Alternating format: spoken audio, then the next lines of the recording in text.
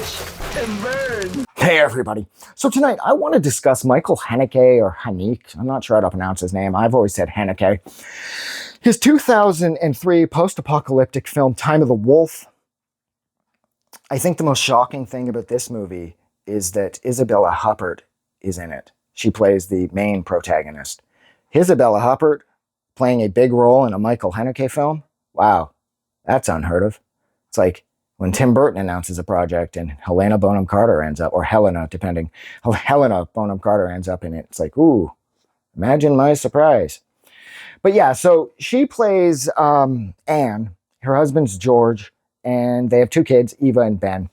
And the movie starts off with them escaping the city, what's left of the city, to their cottage in the middle of nowhere, because there's some sort of cataclysmic event that has taken place that has either temporarily shut down society or permanently shut down society.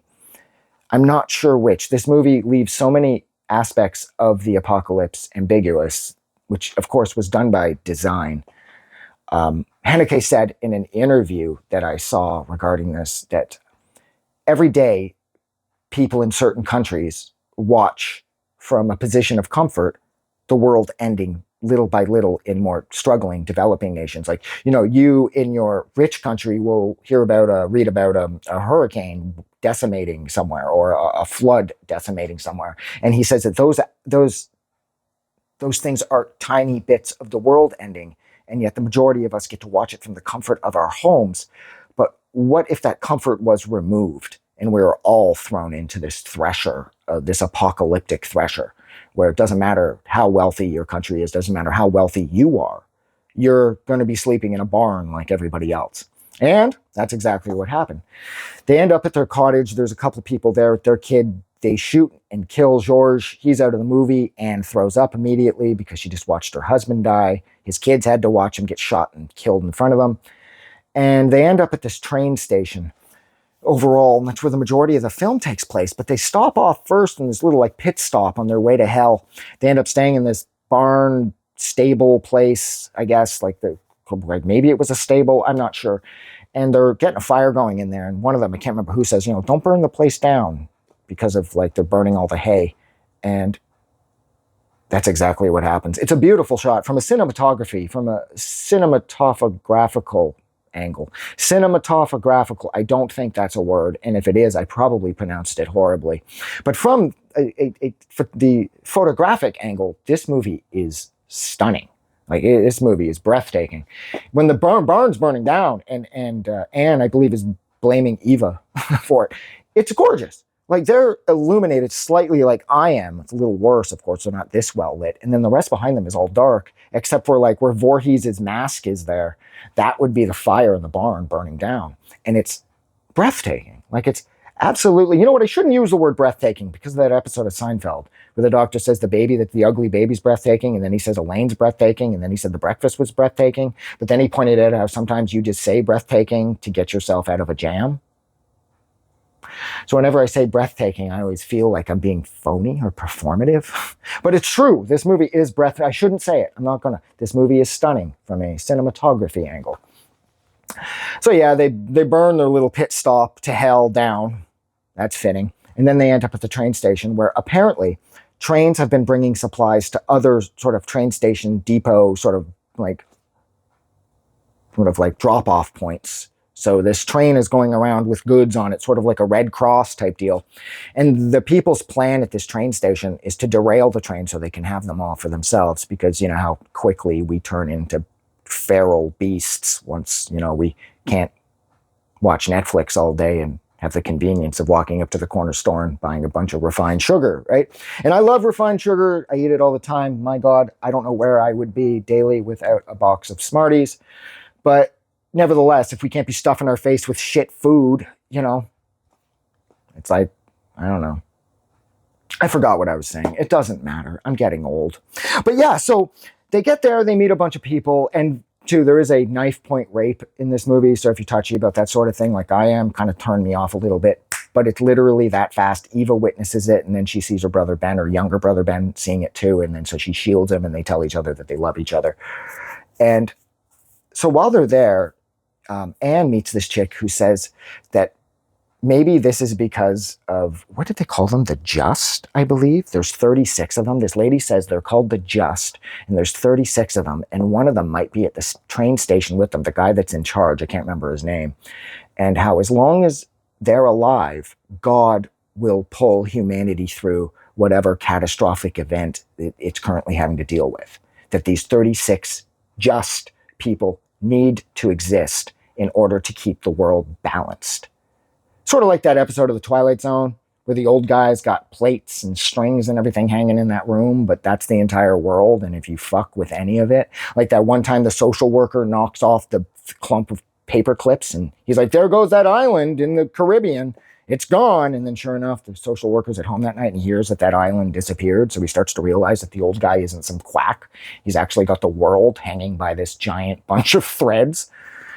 That's sort of the same vibe here. Fuck, I forgot the point I'm making again. Ooh, I might want to get to a doctor. But yeah, so these 36 just people need to exist in order to keep the world balanced. And I don't know about that. And you have to barter things. You know, people are getting rid of their jewelry, trading bikes for food and whatnot. And water seems to be in short supply. So I'm not sure if society is going to rebound all too quickly because there seems to be a contamination factor with the water. And usually once there's a problem with the water supply and there's a contaminant of some kind at play, society's got a problem, you know? And they're trying to barter things. But at one point, Anne, I believe, says she has a watch. And the chick's like, yeah, watch. And it's like implied that watches have no value because time means nothing, because time is for, you know, society, and society's finished. So I'm not sure if people are going to recover. And what I like about this is we have COVID to compare it to, because everybody thought, well, at least for the most part, that the world was going to end with COVID. So you can sort of gauge COVID against this to see the responses, and I like that. And I don't know if society can bounce back from this because this has displaced everybody. And COVID didn't really displace many of us. Like those of us that weren't homeless, COVID didn't cause us to flee our homes in search of a better tomorrow. Whatever happened in this movie, they're burning horses and cows and shit. And so I don't know if this was born from animals or whatnot, but regardless, it has displaced people from their homes. So whatever it is significant.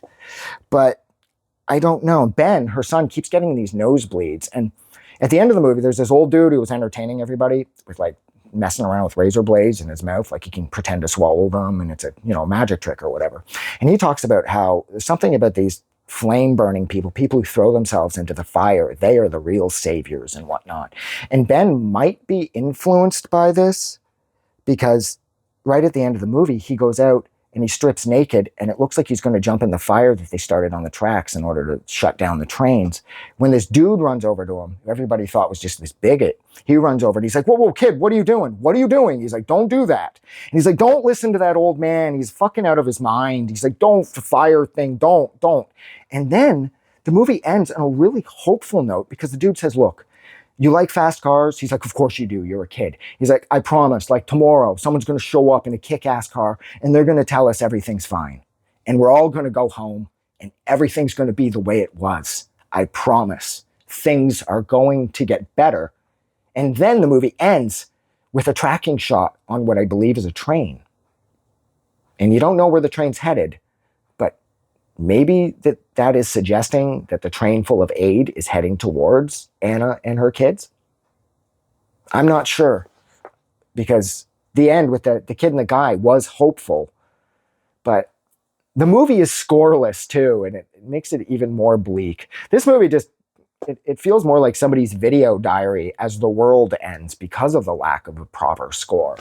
And the performances are amazing, and the tone is heavy as hell. And even though this movie is compelling and it's easy to watch, the movie does get a little rough, like a little meandering somewhat maybe once they're trapped in the train station for about 5-10 minutes here or there. The movie starts, you can feel the length, but then you're out of it and the movie's ending and the guy's saying all that positive shit to the kid, to Ben. So I don't know, a bit of the movie's rough, drags a bit, but I'd say this movie's like 85% amazing. And I love how Haneke just leaves everything wide open. Like we get no answers. There's no answers at the start or the end. There's no sense of catharsis anywhere near this movie. because I guess it's becoming the time of the wolf, right? But yeah, I think that's everything that I wanted to say. Yeah, just about. So look, that's where I'm going to leave it. So like always, thank you so much for hanging out with me for a little over 10 minutes while I discussed Michael Haneke's 2003 film, Time of the Wolf. Like always, if you like this review or you like this movie, don't forget to go out and end the world. No, don't forget to go out and do something nice for somebody because it's easy. Hold a door or give $1 to charity the next time you're at Walmart. But most importantly, like always, never forget that the world is actually a way better place because you are in it. And I really hope this whole time I've been looking into the lens because I can't see anything. Yeah. Have a good night.